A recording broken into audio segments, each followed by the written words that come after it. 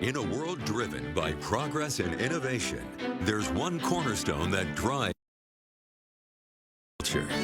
This is NTV's Future of Agriculture Town Hall, live from the Nebraska State Fair. Good afternoon. Welcome live to the Nebraska State Fair. I'm Steve White, host of NTV's Grow and weekly ag program. But this half hour, we're taking over the airwaves to talk about agriculture and the future of agriculture.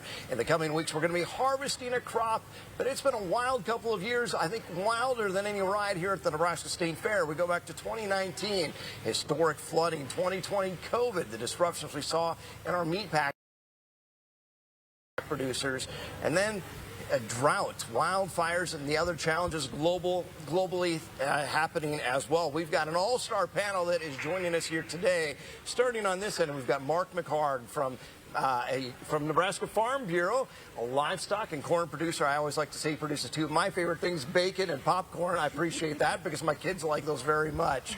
Sherry Vinton from Southern Suburban Whitman in the Sand Hills, a rancher and state director of agriculture. To my left, Libby Wilkins. She is from Ainsworth, Nebraska, involved in FFA there, currently at the University of Nebraska, where she's studying ag education with the possibility of becoming an ag teacher in the future. And at the far end, Dr. Charlie Stoltenno, Dean and Director of Nebraska Extension. And Charlie, if I remember, I met you on this stage for the first time, and I think you gave me your elevator pitch. Put the microphone up. Do you remember the elevator pitch you give when somebody stops you and says, Extension? What in the world is that? Oh, Extension, who we are, why we exist to help people co-create a better tomorrow. I think that was the elevator pitch back then. It hasn't changed. I think it was, and I appreciate you for saying that. So, as we talked, a lot of different things have been going on that have affected agriculture here, specifically in Nebraska, over the last couple of years. Mark, let's start with you. Challenges and opportunities. Where you kind of assess things at the present moment in Nebraska? Well, as you mentioned, weather is always a significant challenge for anybody that's in agriculture. The good thing is that we're kind of used to that, and it's really figuring out how we're going to adapt and change production practices to coincide with the weather. But the most exciting thing that, quite frankly, I talk about all the time is that here in Nebraska, I think we have some of the best ag producers in the world.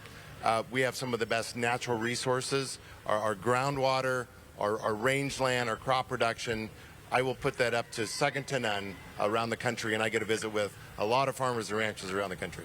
And let's pass that mic over to Sherry. Your chance as Director of Agriculture. Where do you kind of assess the landscape of Nebraska agriculture? Well, we've definitely been dealing with some epic challenges. I mean, the drought is very severe. We haven't seen anything like this since the 30s, right? 90 years ago. But the difference is today, due to modern technology, precision agriculture, irrigation that was invented here, we're able to deal with this and still bring in a crop. Okay. And so that's one of the really important stories that we have to tell is modern production agriculture really is a miracle. And we still can feed people, and Nebraska is one of those places where you can guarantee a harvest. Yeah. Libby, tell us a little bit about your family operation and why you're passionate about having a future in agriculture. Yeah, so I grew up on a farm and ranch in Ainsworth, Nebraska. So agriculture has always been a part of my life. And the reason I guess I'm really excited about going into the agriculture industry, especially as an ag educator, is because there just is so much opportunity there.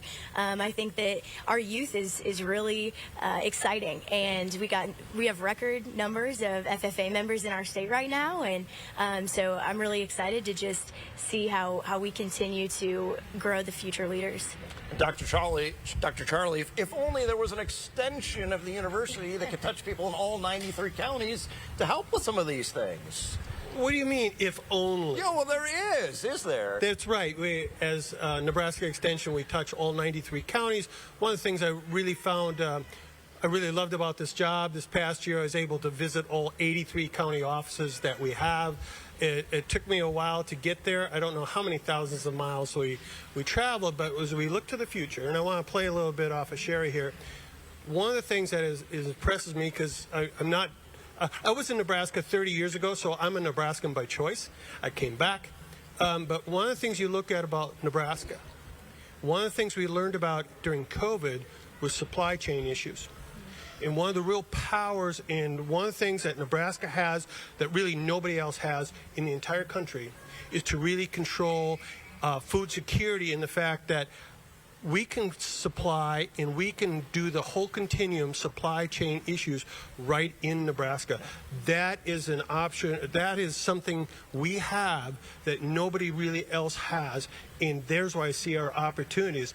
We have the workforce, we have the decision makers, and we have the whole agriculture system that we can take care of things. And this is what's attractive to large food processing, how we feed the world, is because we can take care of that right here.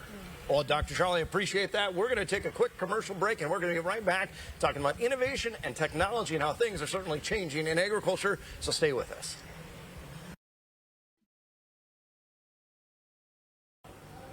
While other folks are setting their fantasy football lineups this time of year, I'm doing some fantasy farming. And I just stole that line from Sherry. But Sherry, I appreciate the assist there. This morning I had to log on to my phone and check out my pivot on my corn in North Platte, Nebraska, 150 miles away, to see if I need to irrigate today or not. And that's not untypical of what farmers are able to do these days, because we can farm not just by the acre, we can kind of farm by the inch these days. Mark, talk a little bit about that, and then how that also affects the sustainability challenges we face.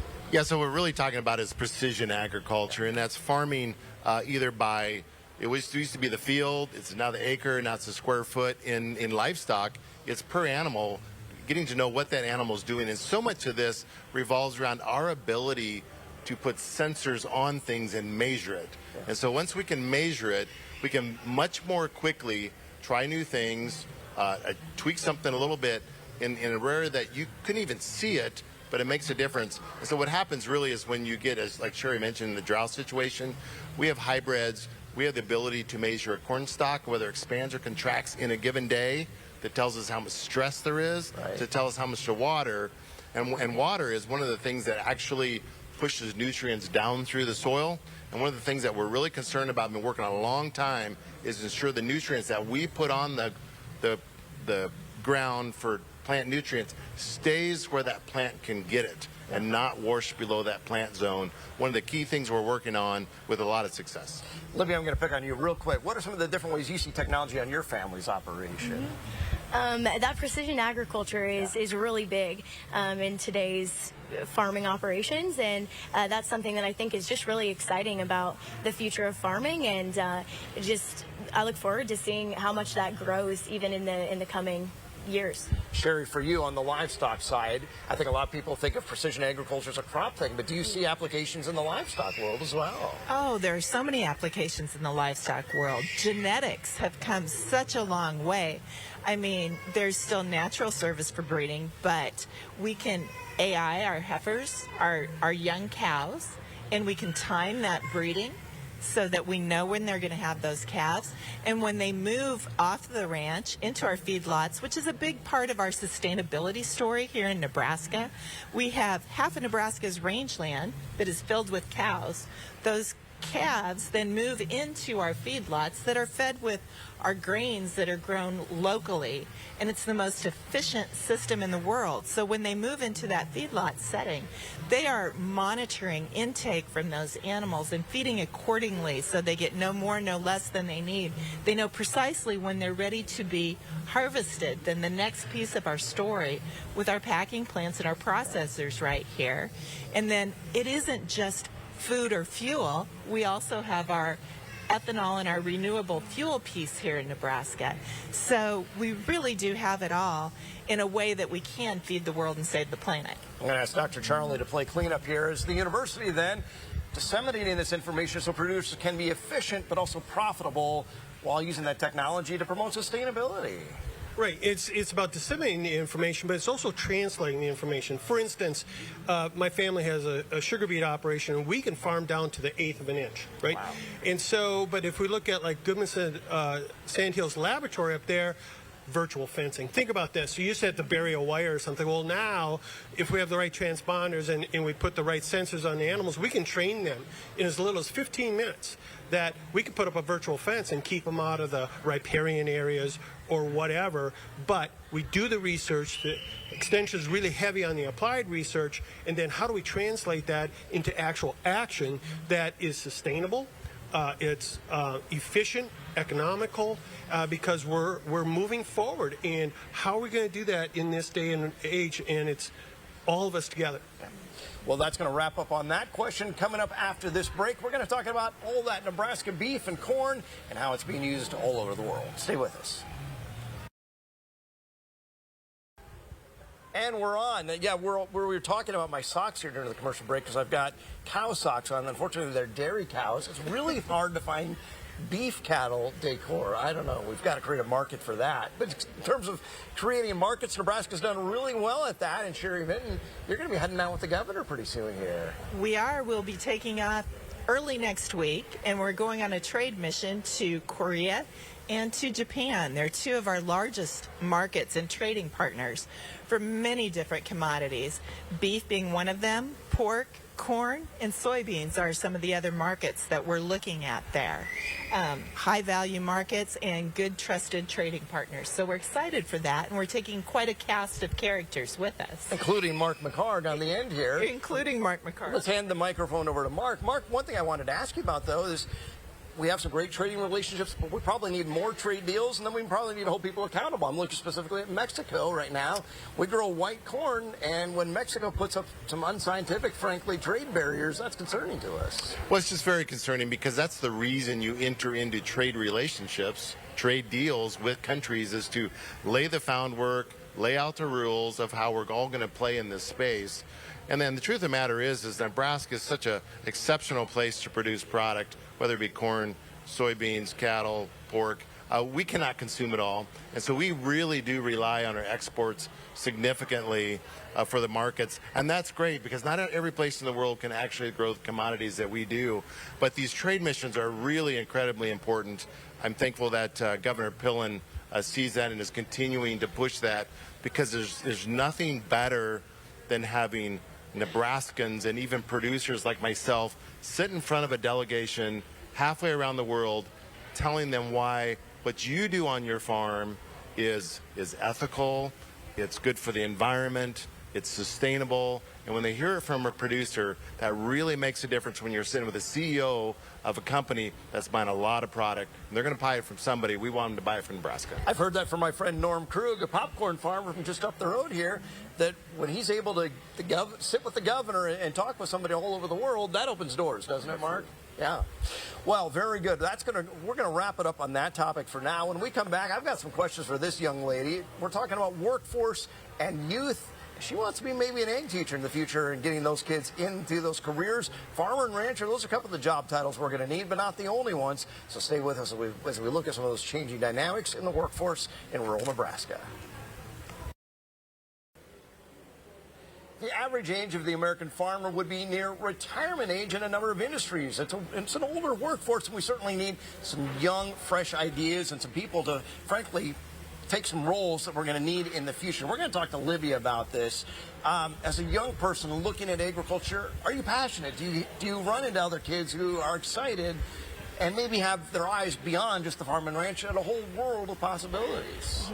Absolutely. I think the first thing that comes to mind for me is actually the Angler Agribusiness Entrepreneurship Program. That's a program that I'm involved in at UNL. And you can just see the passion in those young students, those college-age students, that they not only want to impact the agriculture industry from a farm and ranch perspective, but they also want to impact ag technology and agribusiness and start new ideas and new businesses. But that's also happening in FFA, and both of those programs are really exciting for Nebraskans. Mark, on the workforce side, there's not a guy I talk to who doesn't say it's hard to find hired help, it's challenging.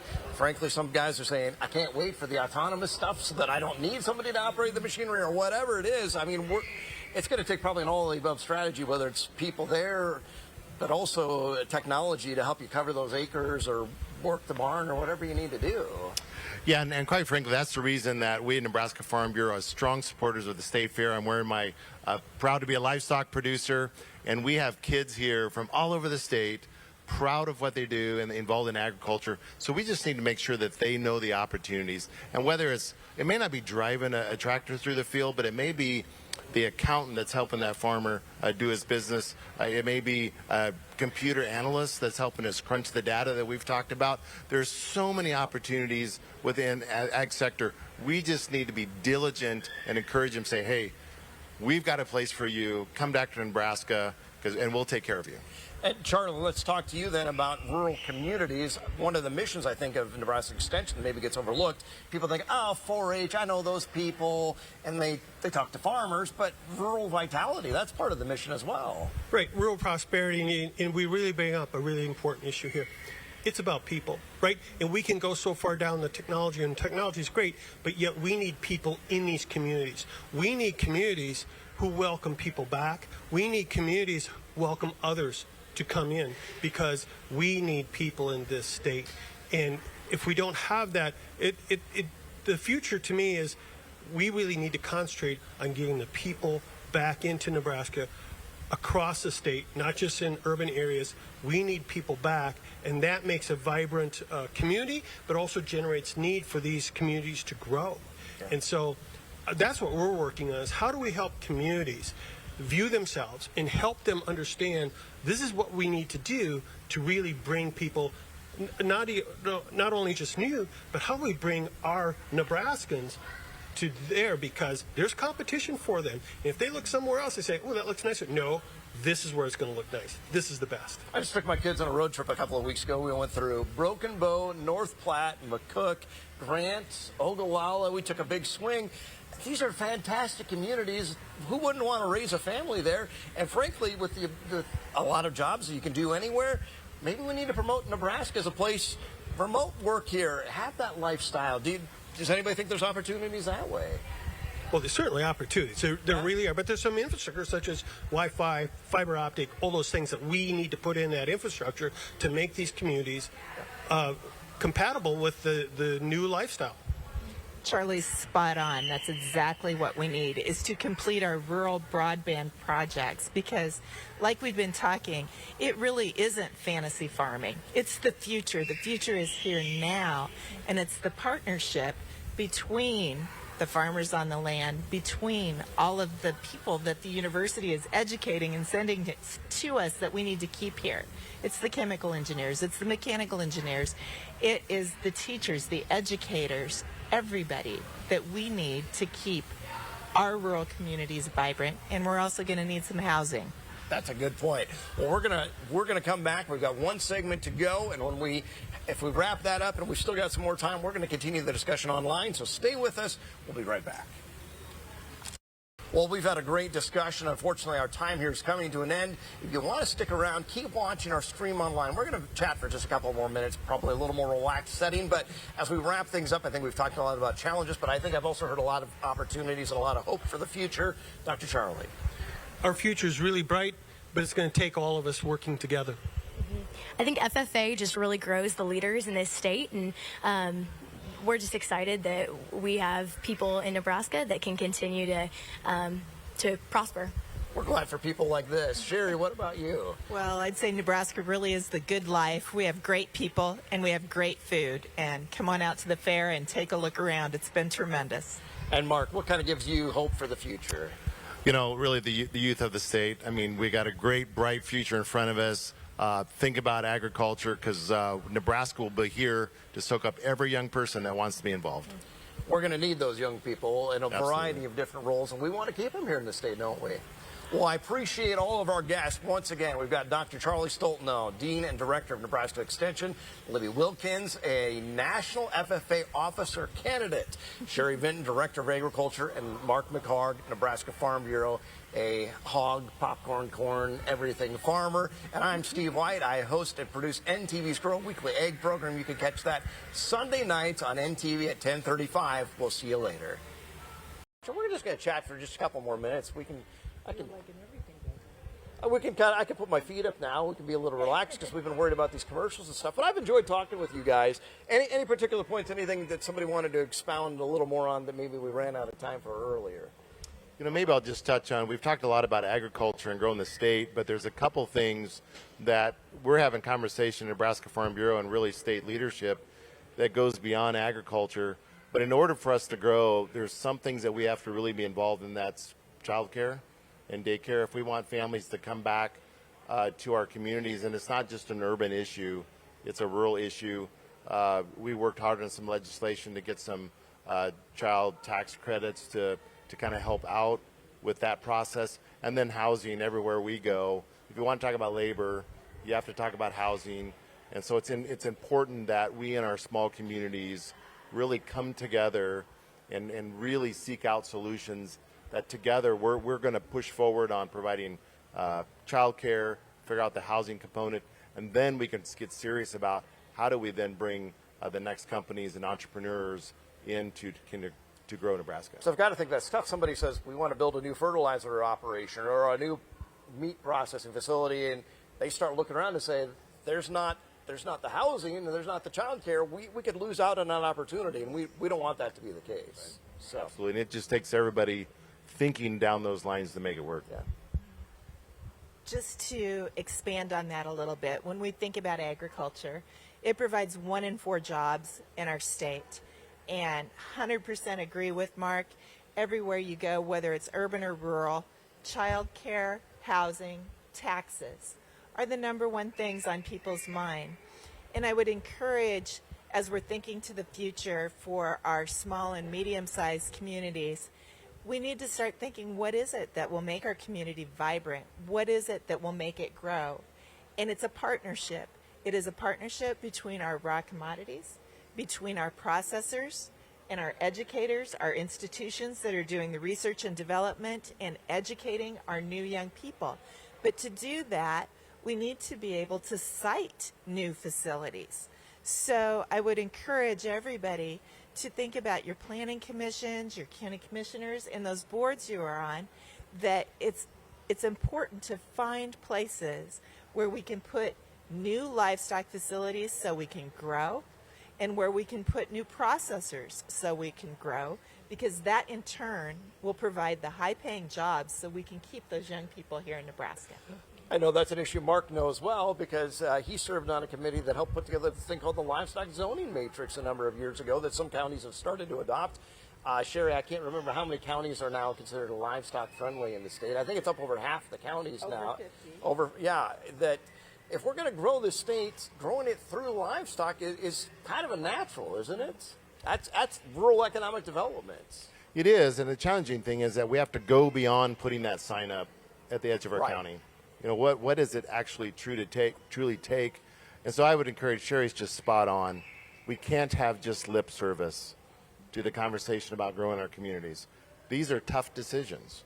We got neighbors, we have friends, and they're on both sides of the fence on a lot of these significant conversations we're going to have, and we need to figure out how to be able to sit down and civilly have that conversation and map out a plan. I think that's so important. We don't want necessarily a hog barn behind every single house, but where in the county is the best place to put it? Where can we put that next business that may have some industry associated with it?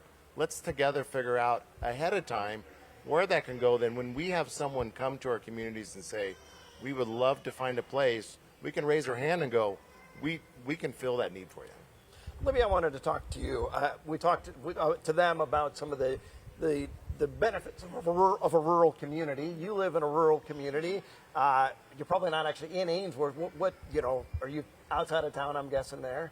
I actually do live in town. You live in town, okay. Yep. But I think coming to college especially, I've just realized how special it is to grow up in a small community. I miss going to the grocery store and staying for 30 minutes because I'm talking to people. Right. So I think that's just really the cool part of being in a rural community. Right. And I'm sure a lot of you have had the same experience. I grew up in a smaller community. You go out to dinner after church on Sunday and you know everybody and they invite you over and before you know it they're milking cows in the barn. There were some dairy farms in my community, but that's the way life goes, and there's just some benefits, I think, to knowing your neighbors, and those benefits to a small community. Libby, from your perspective, do you hear young people who want to return to small communities? I mean, do some of your classmates are probably like, I'm ready to get out of this place, but do you have some who are like, I want to go back home? Yeah, absolutely. And I think that is, you know, in my stage of life, when we're in college, I would say a lot of students are thinking that they just want to get out of Dodge. But like I said, when you get away from your small community, you recognize that there are a lot of benefits. And so I think that we are going to see students and young people returning to those rural communities and bringing back new ideas. Talking about youth development, is that something Nebraska Extension has any interest in? Yeah, you know, I just want to play off of Libby here. You know, in agriculture, we are not producing enough young people to even replace ourselves. I mean, if you cold, hard reality. And so in Extension, I talk about intentional engagement rather than just passive engagement. We really need to be intentional. And you can go across the state and see communities. You can just see communities who are intentional on their engagement, not only with their own, the locals, but they're bringing in others from the outside, and they're very intentional about bringing them in and engaging them. And so Nebraska Extension, of course, we have the 4-H program, which is the largest youth development program in the country. In Nebraska, we are engaged with 1 out of 3 youth. That's 49% urban, 51% rural is the makeup of those youth in there. That's about 144,000 youth we're engaged with. Some of our counties we're engaged 2 out of 3. In some of our counties, we're really close to 3 out of 3. We're engaged with every youth in that county. But going back to is how do we do a lifelong learning, lifelong development. I go back to we exist to help people co-create a better tomorrow. But there are 3 things that are key to that. Number 1 is critical thinking. We help people develop their critical thinking skills, starting with youth. Number 2, we help them with leadership skills. We need leadership so much, starts as youth. And number 3, we help develop connections, right? And that's that whole active engagement, being intentional in what we do. I'm going to put on my 4-H dad hat of a father of 3 9-year-olds who are in 4-H. There are few experiences that I've had as a dad that kind of live up to that. Just this summer, a couple of barns down here during our county fair, I got to watch one of my daughters. She did a cooking challenge. She had to go talk to a 70-year-old retired extension educator about a menu that she had put together. She had to know the food groups and if she had met all the nutritional guidelines, talk about how she prepared that menu. While my other 2 kids were there and they were doing an ice cream making competition, making ice cream in a can, which you just think, well, that's just for fun, right? Well, they had to measure. They had to know fractions and do math. And my son was not sure about tablespoons and teaspoons and just about put the wrong amount of vanilla in his... Still throws me off. Yeah, and just about put the wrong amount of vanilla in his ice cream, which could have had interesting consequences, but it worked out. But watching my daughter especially talking to an adult who was not somebody she knew, and she was comfortable talking to a grown-up about something that she was passionate about and had talked about, and see her eyes light up, that's kind of where you have that proud dad moment. And I go, I get what this 4-H thing is about here. Yeah, and we can see those youth who have gone through 4-H, gone through FFA, their public speaking skills, their ability to look someone in the eye and carry on a conversation, to be inquisitive, to think on their feet, to put out a coherent message. You can tell. Yeah, absolutely, absolutely. Sherry, NAYI, the Nebraska Agricultural Youth Institute, is something that is under the purview of your department. Kristen Kam, who's in our audience today, does a fantastic job, and the numbers of that program continue to grow in terms of building youth leaders. I think that's a pretty significant, just that 1 week alone, the impact that has on the state of Nebraska. It is a tremendous success story, and I have to brag on Kristen. This year we had more applicants and had more kids actually participate in the Institute than ever before. It was over 250 kids. They spend a week learning about every aspect of agriculture and learning what careers are out there, and they're committed to going forward. And then the next year they can attend again, they can be counselors, and we actually have kids that end up being interns in our department, and some of them have carried on and worked for the department after that. So it's a tremendous training and learning ground for employers in agriculture and for kids that are looking, that anybody that's interested into it. And you can apply for that in the spring. Those applications typically come out in February, I think. So. Yeah, and I was actually able to attend NAYI as a student, and kind of my personal experience with it was just a lot of inspiration that came from that week. As a matter of fact, I sat in on a session about sorghum, and I had this thought: why do so few people know about the sorghum industry? So what I ended up doing is I walked away from NAYI, and I developed kind of a youth curriculum and went into my local elementary school and talked about sorghum. And so I think it's huge just to hear about the agriculture industries in Nebraska, and just to spark that passion and excitement for agriculture in those youth students. Yeah. Well, Libby, you just said a home run. In the back row is the new director of the Nebraska Sorghum Board, and herself an NAYI alum. So Christine back there. So that's really cool. It's all just coming full circle here. Agriculture is a small world, isn't it? Especially in Nebraska. But Mark, you mentioned earlier these kids who are going to be here in the barns. That the FFA is coming up this weekend. 4-H that first weekend, supporting those young people. I attended the Young Farmer and Rancher Convention. I like to go to that Farm Bureau does every year. And if you want to feel good about this state, that's another one of those where you walk away finding out, wow, there are a lot of people who are young and passionate about this industry, and that's another one that always. You walk away feeling pretty good after that, don't you?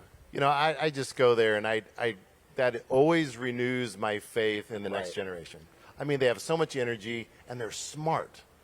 These young producers are smart. They've been trained well. It's not just in Nebraska. They're globally thinking. And I think that's important, but it starts way before that. It's one of the reasons we have Nebraska Farm Bureau Foundation. We're committed to training all of youth on agriculture and the merits of agriculture. So with our foundation, we've been in almost 380 classrooms in Nebraska a year, primarily in that younger generation, 4th grade, talking to them about agriculture and educating them. You would think that if you grew up in Nebraska, if you grew up in rural Nebraska for sure, you would have a full understanding of agriculture, and that's just not true. When you go up to kids and you may be in a rural classroom, you say, does chocolate milk come from a brown cow? And they would yeah, that makes sense.